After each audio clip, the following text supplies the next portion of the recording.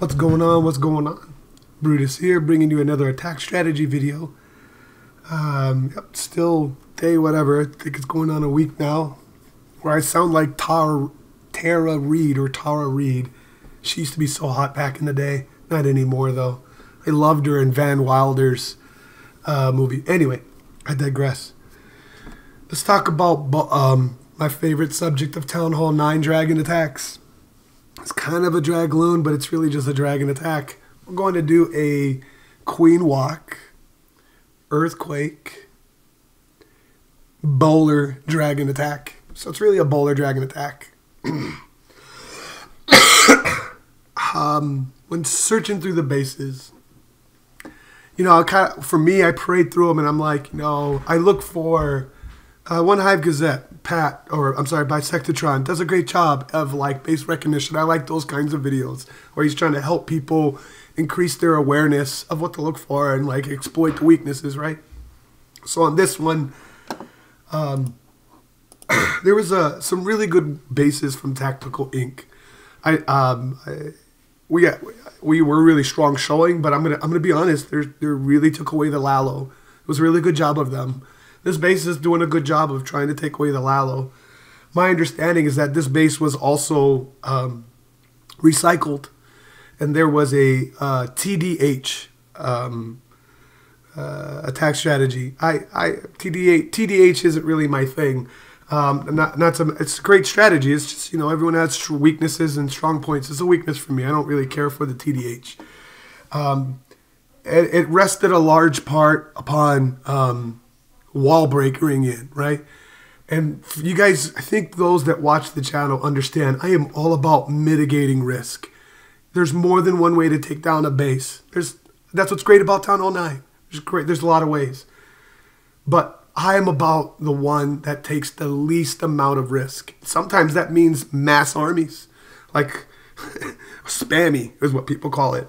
It's the least amount of risk. I'm going to do it. So I'll cut to the chase. I need to exploit these 4 air defenses. They're way too close together for me to not take advantage of that. And when you take away all the air defenses, Lalo's kind of hard. So with the meta shift of Town Hall 9's being anti-Lalo, if you haven't sipped the Kool-Aid yet, here's a glass. Take it. The maker of this glass is Mike, because a lot of people call him Maik. He's the one that's really turned me on to dragons. I've learned a lot watching him, and he's given great points. By the way, Mike, get a freaking mic and come on the channel, man. I want to talk to you. Anyway, let's get down to this. How I'm going to do this is a dragon attack. I thought about walking this way and getting all this on the way in, and then there's a couple of angles I saw, and then ultimately what I saw is if I thought about jumping like this and getting the air defenses this way. At the end of the day, for me, the least amount of risk without using a jump that only lasts 40 seconds, I'm going to invest my spells or EQ into my walk. And dragons don't really need spells. A rage really, really helps. Baby dragons are also kind of like that. Lalo, you kind of need spells. That's another reason why dragon versus Lalo. So let's clear this up and let's just get down to it. Now that I've said my piece, here's the line that I saw that I'm going to take advantage of. And this line is great because it means I can get this, and this, and this, and this, and this. So now it should probably start to come to shape for you. My Queen Walk is going to get all of this. And this is the section. Just my Queen will get. Okay? By exploiting that long flat line. How I'm going to get in there is an EQ. And why EQ versus, because it's all about spell count. It doesn't really impact my second phase of my attack, or third, really it's third phase. I'm going to break just this and not break this wall. I do not want to break this wall. I want to walk alongside it. And so if you zoom in, this is 9 tiles. So if I aim right here with my EQ, I guarantee not to break this line. I may miss this wall piece or this one. I don't care. That's fine. But I guarantee I'll get this wall and this piece. And it'll basically big open compartment like that. Put the queen with that wide open. Queen probably right here. She'll shoot this, then that. There's my natural funnel. So she'll get all this and go that way. 4 healers. I thought about 5. That's the other discussion. But what I rested upon is if I angled my queen the right way, I could get away with 4 healers and just 1 rage and get 4 point defenses before I am confidently walking down this line with only facing 1 point defense at a time, taking rid of the X-bow. The queen doesn't even come close to this line. Getting rid of the X-bow before I ever aggro the CC. And remember, with dragons, you don't even care about the CC. The dragons can take it, but if I'm going to take the CC, it's just, added bang for my buck. So we're going to walk down this way, early rage, because I'm going to be under 3 point defense at 1 point for a short period of time while I'm shooting the defense that's shooting at me.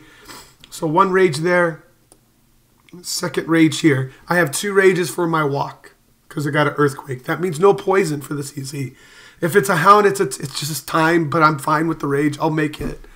And if it's a Valkyrie baby dragon combination, I'm okay with popping the ability. And why am I okay with popping the ability? Look at what I have left after that. Look over here. There's nothing over here. There's no point defense. It's all over here. It's what I saw. Things I look for. So now I want to keep my queen as close to this first line that we talked about. I want to keep her as close as possible down here. I don't want her to come up here. So I have a baby, I have a BK. He'll take care of this. Oops, let's make this better. He'll take care of this. And then he'll walk this way. I have an archer for this guy, by the way. And there's also another hut up there. I have an archer for that as well. And with walks and with dragons that are very slow, time-consuming, you don't want to leave structures behind. Hence why I have an archer back there for those 2 corners.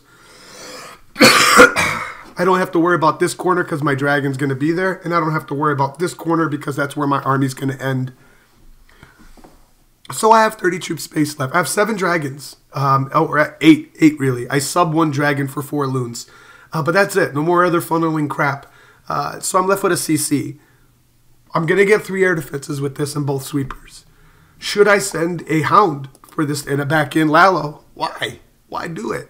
There's 1 air to targeting down here, and this X-bow's not even covering it. Basically, I could drag it clear across from over here, all the way across like that. But for what? It's going to take traps. So what? My dragons will take care of that. No problem. So what I do care about is keeping my queen down by this wall. So use I just got a 30 BK. I might as well use that bad boy. Starts right here. He's going to tank for, you guys guessed it. Come on now. I almost hardly use bowlers in the CC nowadays. But this one I did. Actually, it's not even on the camp. I'm going to put it right here. So we're going to get the bowler and BK combination. BK tanks for my bowlers. And yes, you do need a high royals for this. But given that I'm only going to be under 1 point defense, quite honestly, you could probably get away with a level 20 BK. And you just, my BK, let me put things in perspective. My BK is going to get all the way down here.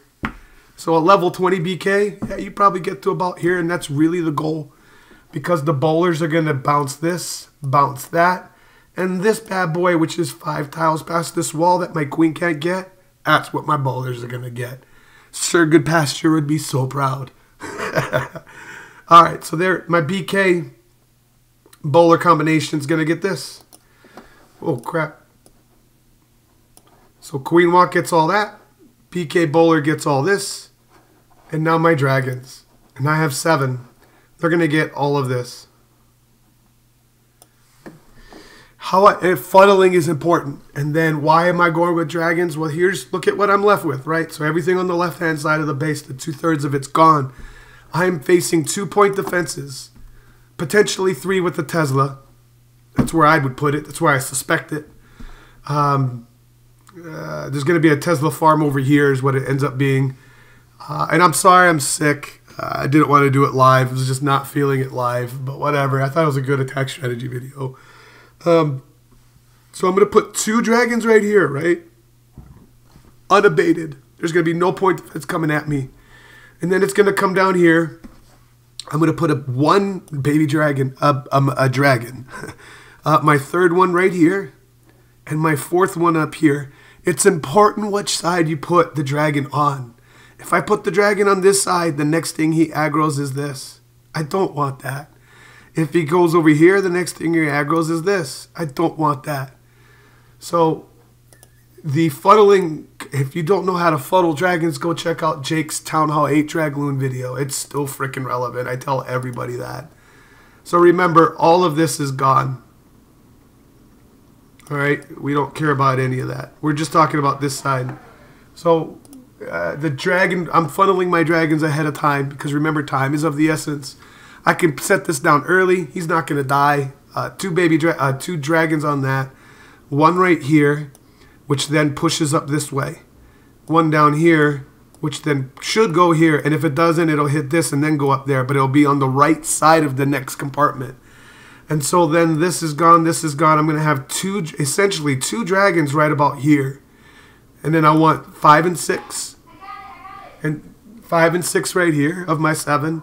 We're going to be under point defense now. Maybe 1 or 2 to win what? 85 DPS, something like that. On a 2500 dragon. I don't care. They're going to be tickling my dragons.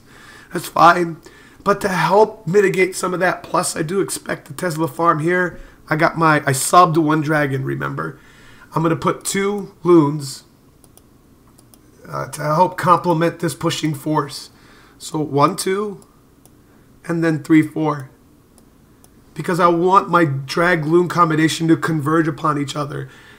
The key for this, there's many keys, but on the drag portion of it, you want your dragons together, if at all possible. The more they're grouped together, the more effective they are. The more spread out they are, the more susceptible they are to being picked off one at a time by point defense from afar, and you can't bum rush them in a way. So that's another reason why funneling is so important here. I have 1 spell left, and I don't have a poison for this queen, but that's okay because I have 7 dragons coming at her. Instead of the queen line comes like this. So if I put a rage like this and lead the dragons into the point defense, the archer towers, and then into the queen, I should have about 6 dragons. Let's just, whatever. 6 dragons right about here that are going to be just bowling ball their way on here. They're going to be facing maybe 2 point defense at once at a time. The other beautiful thing at this is that most of the black Sams are going to be on this side, so I don't have to worry about my dragons going bye-bye. The last 7th dragon that we didn't speak about, that's his job right here. So the last part of the funnel of this is this side right here. This is where my 7th dragon will go. Because once this goes down, after they all start to suck this way, I need to break this and start going this way so that my dragons stay right here. So that's it. Yeah, that's it.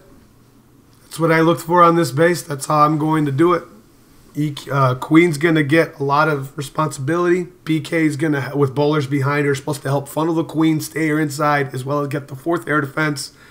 I got 1 dragon for a funnel on the laboratory, and then 6 dragons with 4 loons behind it to bowling ball down the last third of the base. There's a lot of different ways to do this. I will tell you guys, start looking for dragons,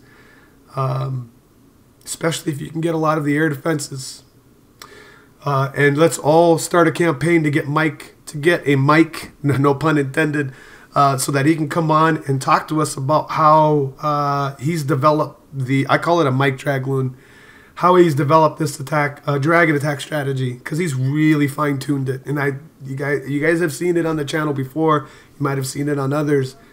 I really like his shit, man. So let's get him on here. I'd like to talk to him, and I know you guys would love to hear him. Once again, it's Brutus reminding you, you got to be better than a double.